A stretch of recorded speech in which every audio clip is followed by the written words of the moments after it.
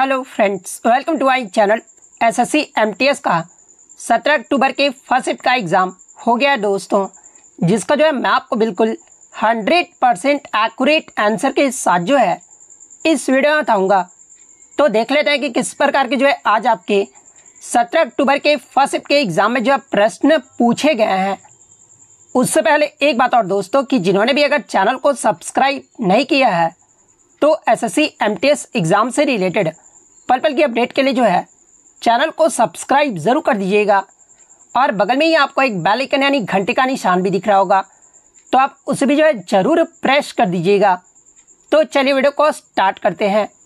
तो आपका पहला क्वेश्चन आया था कि the length of an Olympic swimming pool is, यानी ओलंपिक स्विमिंग पूल की जो लंबाई है ना ये कितनी होती है। तो देखिए ओलंपिक में स्विमिंग पूल की जो लंबाई है ना ये 50 मीटर होता है, तो 50 मीटर आपका करेक्ट आंसर होगा। वहीं अगर चौड़ाई की बात कर ले तो देखिए स्विमिंग पूल की जो चौड़ाई है ना ये आपका 25 मीटर का होता है। और ये जो आपका इसमें आपके कितने लेन होते हैं, तो देखिए ओलंपिक स्विमिंग पूल में आपके 10 लेन होते हैं और प्रत्येक लेन की जो चौड़ाई है ना ये आपका 2.5 मीटर होता है। तो ये फैक्ट भी आपको ध्यान में रखना है। नेक्स्ट क्वेश्चन आपका यहाँ पर आता है कि गीता चंद्रन, इनका जो संबंध है ये किस शास्त्रीय नृत्य से है। तो देखिए गीता चंद्रन की बात कर ले तो ये जो आपका भरतनाट्यम नृत्य से संबंधित है, तो भरतनाट्यम आपका करेक्ट आंसर होगा।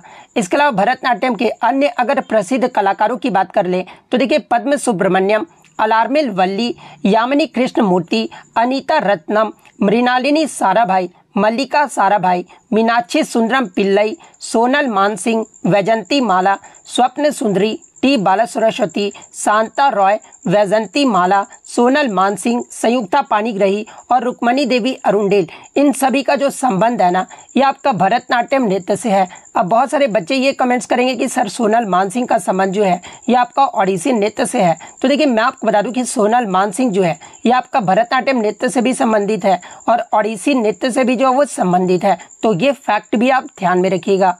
नेक्स्ट क्वेश्चन आपका यहाँ पर आता है कि Penda shifting cultivation in which state, यानी पेंडा स्थानांतरण खेती ये किस राज्य में की जाती है। तो देखिए ये जो आपका पेंडा जो झूम खेती है ना ये आपका आंध्र प्रदेश राज्य में वो किया जाता है, तो आंध्र प्रदेश आपका यहाँ पे करेक्ट आंसर होगा। इसके अलावा मैं आपको बता दूं कि आपके झूम कृषि से लगातार प्रश्न पूछे जा रहे हैं, जैसे कि अलग अलग राज्यों में अलग अलग नामों से जाना जाता है।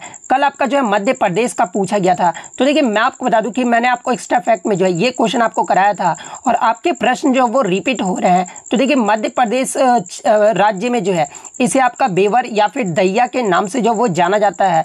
वहीं अगर नॉर्थ ईस्टर्न रीजन की बात कर ले तो देखिए नॉर्थ ईस्टर्न रीजन में इससे झूमिंग वो कहा जाता है। वहीं अगर आपसे पूछा जाए उड़ीसा में आपका झूम कृषि को क्या कहा जाता है, तो इसे आपका पामा डाबी, कोमन या फिर ब्रिंगा के नाम से वो जाना जाता है। वेस्टर्न घाट में इसे कुमारी के नाम से वो जाना जाता है। साउथ ईस्टर्न राजस्थान में इसे वलरे या फिर वाल्टर के नाम से वो जाना जाता है। हिमालयन बेल्ट में इसे खील के नाम से वो जाना जाता है। झारखंड में इसे कुरुवा के नाम से जाना जाता है। छत्तीसगढ़ में इसे दीपा के नाम से वो जाना जाता है। तो ये सारे फैक्ट आप ध्यान में रखिएगा। तो ये तो हो गया आपका भारत के अन्य रीजन में क्या क्या नाम से जाना जाता है। इसके अलावा देश में भी अलग अलग नामों से इसे जाना जाता है, जैसे कि विश्व भर में आपके झूम कृषि यानी स्थानांतरण कृषि को अलग अलग नामों से वो जाना जाता है। सबसे पहले अगर देश की बात कर ले तो देखिए वियतनाम में इसे रे के नाम से वो जाना जाता है। मेडागास्कर में इसे तावी के नाम से वो जाना जाता है। कांगो यानी जैर नदी घाटी में इसे मसूले के नाम से वो जाना जाता है। भूमध्य रेखीय अफ्रीकी देश में इसे फंग के नाम से वो जाना जाता है। पश्चिमी अफ्रीका में इसे लोगन के नाम से जाना जाता है। मैक्सिको में इसे कोमिल के नाम से जाना जाता है। और युकाटन और ग्वाटेमाला में इसे मिल्पा के नाम से जाना जाता है। ग्वाडेलोप में इसे एकालिन के नाम से जाना जाता है। मैक्सिको और मध्य अमेरी में इसे मिलिया के नाम से, वेनेजुएला में इसे कोनुकू के नाम से वो जाना जाता है। ब्राजील में रोका के नाम से, युगांडा जाम्बिया में यह आपका चेतीमिनी के नाम से वो जाना जाता है। फिलीपींस में इसे कई गिन के नाम से जाना जाता है। म्यांमार में इसे तोंगे, श्रीलंका में इसे चेना और जावा और इंडोनेशिया में इसे लदांग के नाम से जाना जाता है। और थाईलैंड में इसे तमराई के नाम से वो जाना जाता है। तो ये सारे फैक्ट आपको ध्यान में रखना है। नेक्स्ट आपका यहाँ पर आया था कि इस्लाम धर्म में कौन सा जो पर्व है ना ये शोक का होता है। तो देखिए इस्लाम धर्म में ये जो आपका मुहर्रम का जो त्यौहार होता है ना ये शोक का वो माना जाता है। तो मुहर्रम आपका यहाँ पे करेक्ट आंसर होगा। नेक्स्ट क्वेश्चन आपका यहाँ पर आया था कि अक्टूबर 2023 में रघुवर दास जो है ये आपके किस राज्य के राज्यपाल बने थे। तो देखिए रघुवर दास की बात कर ले तो ये अक्टूबर 2023 में ये आपके उड़ीसा राज्य के जो वो राज्यपाल बने थे, तो उड़ीसा आपका यहाँ पे करेक्ट आंसर होगा। नेक्स्ट क्वेश्चन आपका यहाँ पर था कि भारतीय संविधान के किस अनुच्छेद में जो है लोकसभा सदस्य बनने के लिए जो है जरूरी योग्यताओं का उल्लेख जो है वो किया गया है। तो देखिए मैं आपको बता दूं कि अनुच्छेद 84 में जो है आपके संसद के सदस्य बनने की योग्यता का वर्णन जो वो किया गया है, जिसमें आपके संसद में कौन कौन आ जाते हैं, तो राष्ट्रपति, लोकसभा और राज्यसभा, ये आपके तीनों जो वो आपके संसद में जो वो शामिल है। तो अनुच्छेद 84 आपका यहाँ पे करेक्ट आंसर होगा। इसके अलावा बात कर ले लोकसभा बनने के लिए न्यूनतम उम्र कितनी होनी चाहिए। तो देखिए लोकसभा का सदस्य बनने के लिए जो न्यूनतम उम्र है ना ये आपका 25 वर्ष होना चाहिए। वहीं अगर राज्यसभा की बात कर ले तो देखिए राज्यसभा का उम्मीदवार बनने के लिए जो है आपका जो न्यूनतम उम्र है ये आपका 30 वर्ष होना चाहिए। वहीं भारत का राष्ट्रपति बनने के लिए जो आपका न्यूनतम उम्र है ये आपका 35 वर्ष होना चाहिए। तो ये पॉइंट भी आप ध्यान में रखिएगा। इसके अलावा अगर लोकसभा की बात कर ले तो देखिए लोकसभा में सदस्यों की जो अधिकतम संख्या है ना, पहले आपका 552 था लेकिन अब आपका 550 हो गया है और इनमें 530 सदस्य जो है ये आपके राज्यों का प्रतिनिधित्व करते हैं और 20 जो सदस्य होते हैं ना ये आपके केंद्र शासित प्रदेशों का जो वो प्रतिनिधित्व करते हैं। तो ये पॉइंट भी आपको ध्यान में रखना है। नेक्स्ट क्वेश्चन आपका यहाँ पर था कि 1983 क्रिकेट विश्व कप में भारतीय क्रिकेट टीम के कप्तान कौन थे। अब देखिए ये प्रश्न आपका रिपीट हुआ है या फिर नहीं, आप खुद ही देख रहे होंगे, मेरा एनालिसिस अगर आप देख रहे होंगे तो बहुत सारे प्रश्न जो आज आपको जो है वो रिपीट जो है वो देखने को मिले हैं। तो देखिए 1983 क्रिकेट विश्व कप में भारतीय क्रिकेट टीम के जो कप्तान थे ना ये आपके कपिल देव थे। तो कपिल देव आपका यहाँ पे करेक्ट आंसर होगा। इसके अलावा प्रीवियस शिफ्ट में आपसे पूछा गया था कि निम्नलिखित में से कौन सा खिलाड़ी जो है 1983 क्रिकेट विश्व कप के फाइनल मैच में जो ये आपका सर्वोच्च स्कोरर रहा था। तो देखिए सबसे ज्यादा जो स्कोर बनाए थे ना फाइनल मैच में 1983 क्रिकेट विश्व कप में ये आपके भारत के कृष्णामाचारी श्रीकांत ने जो वो बनाया था और कृष्णामाचारी श्रीकांत ने फाइनल मैच में जो है ये 57 गेंदों पर जो है ये 38 रन बनाए थे। तो ये पॉइंट भी आप ध्यान में रखिएगा। इससे पहले आपका पूछा गया था कि भारतीय क्रिकेट टीम के जो है पहले कप्तान कौन थे। तो देखिए भारतीय क्रिकेट टीम के जो पहले कप्तान थे ना ये सीके नायडू थे और इन्होंने जो है 1932 में लॉर्ड्स के मैदान में जो आपका इंग्लैंड के खिलाफ जो आपका मैच खेला गया था ना उसमें जो है ये भारतीय टीम की जो वो कप्तानी किए थे। अगर एग्जाम में पूछा जाए कि आज़ादी के बाद भारतीय क्रिकेट टीम के पहले टेस्ट क्रिकेट कप्तान कौन थे, आज़ादी के बाद तो आपका पहले तो टेस्ट ही क्रिकेट होता था, तो आज़ादी के बाद जो भारतीय क्रिकेट टीम के जो पहले कप्तान थे ना ये आपके लाला अमरनाथ थे। वहीं अगर बात कर ले पहले वनडे कप्तान के बारे में पूछा जाए तो देखिए भारतीय क्रिकेट टीम के जो पहले वनडे कप्तान थे ना ये आपके अजीत वाडेकर थे। और भारतीय क्रिकेट टीम ने अपना पहला वनडे मैच कब खेला था, तो ये जो आपका 13 जुलाई 1974 को जो है ये आपका इंग्लैंड के खिलाफ खेला था। तो ये पॉइंट भी आप ध्यान में रखिएगा। वहीं अगर आपसे पूछा जाए कि भारतीय क्रिकेट टीम के T20 के जो है पहले कप्तान कौन थे, तो देखिए T20 के जो पहले कप्तान थे ना ये आपके वीरेंद्र सहवाग थे। तो ये फैक्ट भी आपको ध्यान में रखना है। नेक्स्ट क्वेश्चन आपका यहाँ था कि नरसिंह द्वितीय किस वंश के शासक थे। तो देखिए नरसिंह द्वितीय की बात कर ले तो ये जो आपका सुलुवा राजवंश के जो वो शासक थे। तो सुलुवा राजवंश आपका करेक्ट आंसर होगा। और ये जो है किसके पुत्र थे, तो ये आपके सुलुवा नरसिंह के जो ये आपके पुत्र थे। तो ये पॉइंट भी आप ध्यान में रखिएगा। इसके अलावा अगर सुलुवा राजवंश की बात कर ले तो इसकी जो स्थापना ये आपका नरसिम्हा के द्वारा जो वो किया गया था और इनका जो शासन काल है ये आपका 1486 से लेकर जो है 1491 तक रहा था। और सुलुवा राजवंश ने जो है कहाँ जो वो शासन किया था, तो देखिए सुलुवा राजवंश के जो शासक थे ना ये आधुनिक भारत के उत्तरी कर्नाटक में जो ये शासन करते थे। तो ये पॉइंट भी आप ध्यान में रखिएगा।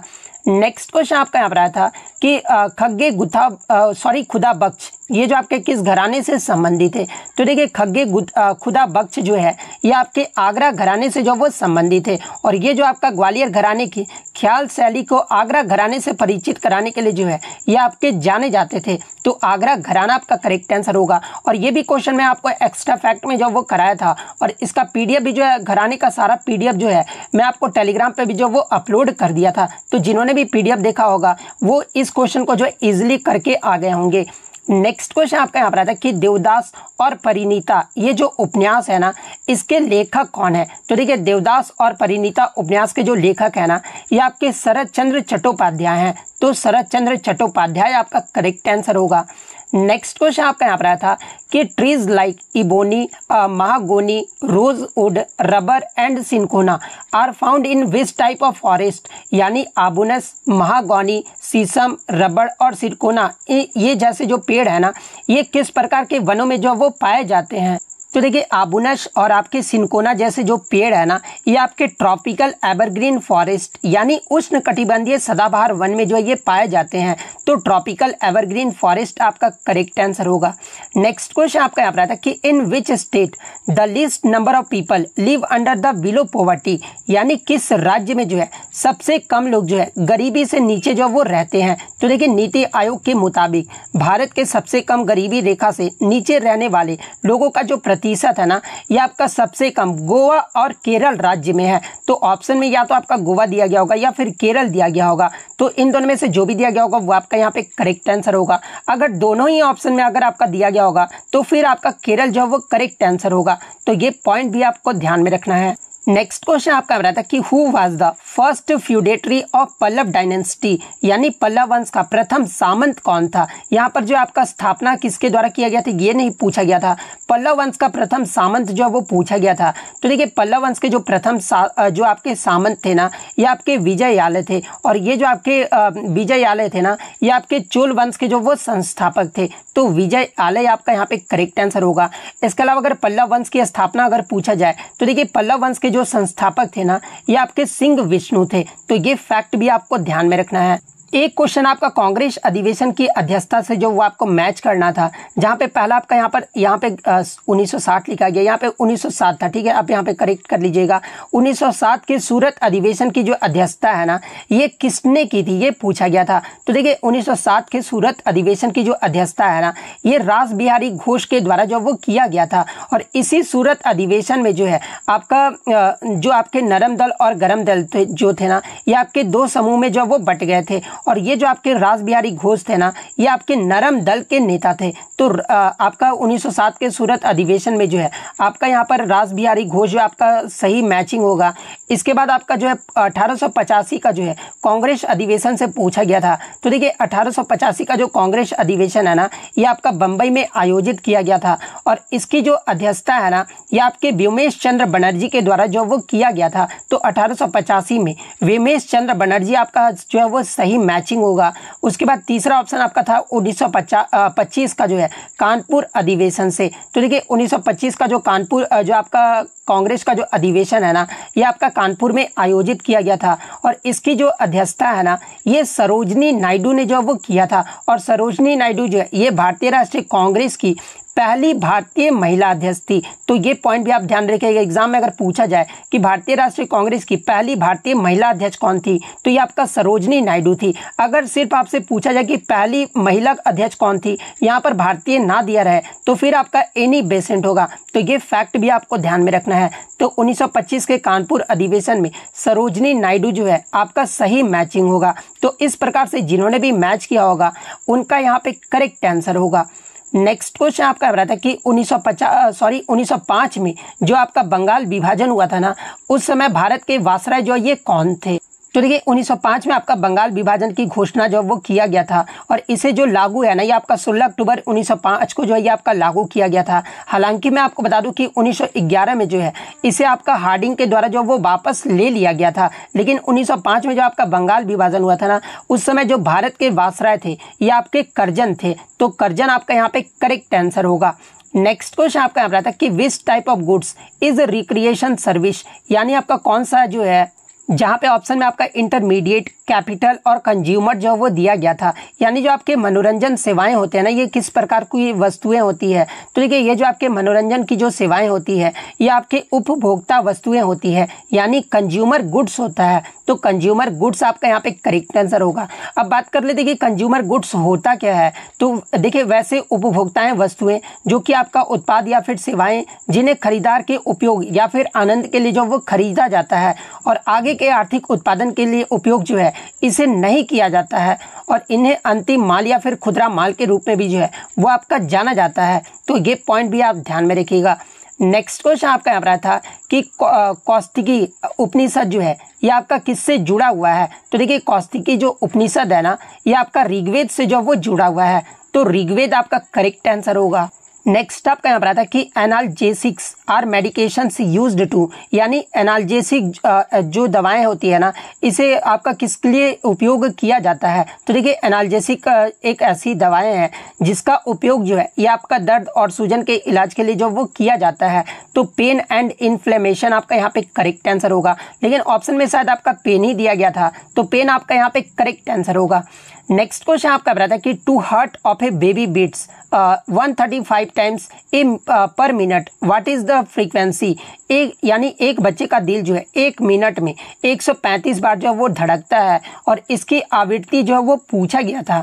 तो देखिए फ्रीक्वेंसी निकालने का एक आपका सिंपल सा फॉर्मूला होता है कि number of times the heart beats in 1 second, उसके बाद आपको जो है डिवाइड जो वो आपको टाइम से जो वो कर देना होता है। तो number of times of the heart beat आपका कितना दिया गया है, तो ये आपका 135 टाइम्स जो वो दिया गया है। तो 135 को जो है आपको यहाँ पर 60 से जो वो डिवाइड कर देना था। तो देखिए 135 को जब आप 60 से डिवाइड करोगे ना, तो हमारा क्या आ जाएगा निकल कर, तो ये हमारा 2.25 हर्ट्ज जो वो निकल कर आ जाएगा। तो 2.25 हर्ट्ज आपका यहाँ पे करेक्ट आंसर होगा। वहीं अगर आपसे टाइम पीरियड पूछ ले, तो देखिए टाइम पीरियड का जो फॉर्मूला होता है ना, वो आपका t equal to 1 by frequency होता है। तो आपका जो फ्रीक्वेंसी निकल कर आएगा उसमें आपको जो है 1 से जो आपको डिवाइड कर देना होगा। तो इस प्रकार से जो आप टाइम पीरियड भी जो वो निकाल सकते हैं। नेक्स्ट क्वेश्चन आपका रहता है कि the Lakdawala committee estimate for the percentage of people living below the poverty line in India was, यानी लकड़वाड़ा समिति ने जो है भारत में गरीबी रेखा से नीचे रहने वाले लोगों के प्रतिशत का जो अनुमान है ना, ये कितना लगाया था। तो देखिए मैं आपको बता दूं कि भारत में गरीबी का जो सबसे पहला आकलन है ना, ये आपका लकड़वाड़ा समिति के द्वारा ही जो वो किया गया था। और लकड़वाड़ा समिति का जो गठन है ना, ये आपका वर्ष 1993 में जो वो किया गया था। और इस समिति की जो पहली अध्यक्षता है ना, ये आपके DT लकड़वाड़ा के द्वारा जो वो किया गया था। और वहीं अगर बात कर ले कि नीचे रहने वाले लोगों का प्रतिशत का अनुमान कितना लगाया गया था, तो देखिए 1993-94 में गरीबी रेखा से नीचे लोगों की जो संख्या थी ना, ये आपका जनसंख्या का 16% था। और लकड़वाड़ा समिति के गणना के तहत ये जो आपका 36.3 जो है ये आपका हो गया था, यानी इसका जो अनुमान है ना, ये आपका 36.3% जो वो लगाया गया था। तो 36.3% आपका यहाँ पे करेक्ट आंसर होगा। नेक्स्ट क्वेश्चन आपका यहाँ पर आता है कि the postulate of the cell theory was proposed by, यानी कोशिका सिद्धांत का जो प्रस्ताव है ना, ये किसके द्वारा जो वो दिया गया था। तो देखिए कोशिका सिद्धांत का जो प्रस्ताव है ना, ये 1838 में जो है मैथियास लेडेन और थियोडर स्वान के द्वारा जो वो दिया गया था। तो मैथियास लेडेन और थियोडर स्वान आपका यहाँ पे करेक्ट आंसर होगा। अब देखिए कुछ क्वेश्चन जो मुझे अस्पष्ट रूप से बच्चों के द्वारा मिले थे, जैसे कि साउथ की 4 डायनेस्टी को जो वो मैचिंग करना था, शायद आपका जो है नरसिंह वर्मन द्वितीय से ही पूछा गया था। तो एक तो बच्चे द्वारा मिला था कि नरसिंह वर्मन द्वितीय के बारे में, तो वो तो मैंने आपको बता दिया कि सुलवा राजवंश से जो वो संबंधित है। तो आप मैच जो वो कर लेना, क्योंकि सुलवा राजवंश जो मैंने बता दिया, तो उस अकॉर्डिंग जो आप मैच जो है वो कर लीजिएगा। एक आपका find incorrect option of non work of Supreme Court, यानी सुप्रीम कोर्ट के नन वर्क से जो है आपको इनकरेक्ट ऑप्शन जो वो चूज करना था। एग्जैक्टली क्या प्रश्न था और इसके ऑप्शन क्या दिए गए थे, आप जो वो कमेंट करके जो वो जरूर बता दीजिएगा। एक क्वेश्चन आपका मैच द फॉलोइंग से आया था, जिसमें आपके फ्रीडम फाइटर्स का जो है नाम दे दिया गया था एक तरफ, और एक तरफ उनका स्टेट जो वो दे दिया गया था। तो आप चारों फ्रीडम फाइटर या फिर दो भी आपको याद है तो दोनों आप कमेंट कर दीजिएगा, और भी बच्चे आपके दो जो वो कमेंट कर देंगे। तो जितने भी आपको फ्रीडम फाइटर जो क्वेश्चन में दिया गया था, आप जो वो बता दीजिएगा, ताकि मैं ऑल शिफ्ट का जब वीडियो प्रोवाइड करूं तो ये क्वेश्चन को जो वो इंक्लूड कर लूं। एक क्वेश्चन जो आपका वेयर हाउस स्कीम से रिलेटेड कोई बैंक के बारे में था, तो अगर वेयर हाउस स्कीम के अगर बैंक से बात कर ले, तो ये जो आपका सेंट्रल बैंक के द्वारा जो वो आपका जो वो जारी किया गया था। तो अगर सेंट्रल बैंक ऑप्शन में दिया गया होगा तो सेंट्रल बैंक आपका यहाँ पे करेक्ट आंसर होगा। तो इतने 25 के 25 क्वेश्चन जो आज बच्चों के द्वारा मुझे मिल पाए थे, जो कि अब मैंने आपको 100% एक्यूरेट आंसर की के साथ जो है इस वीडियो में प्रोवाइड किया है। तो अगर वीडियो अच्छी लगी हो तो वीडियो को जो है लाइक जरूर कर दीजिएगा, और मेरे इस एफर्ट के लिए जो है चैनल को सब्सक्राइब जरूर कर दीजिएगा। तो मिलते हैं नेक्स्ट वीडियो में, तब तक thank you, all the best.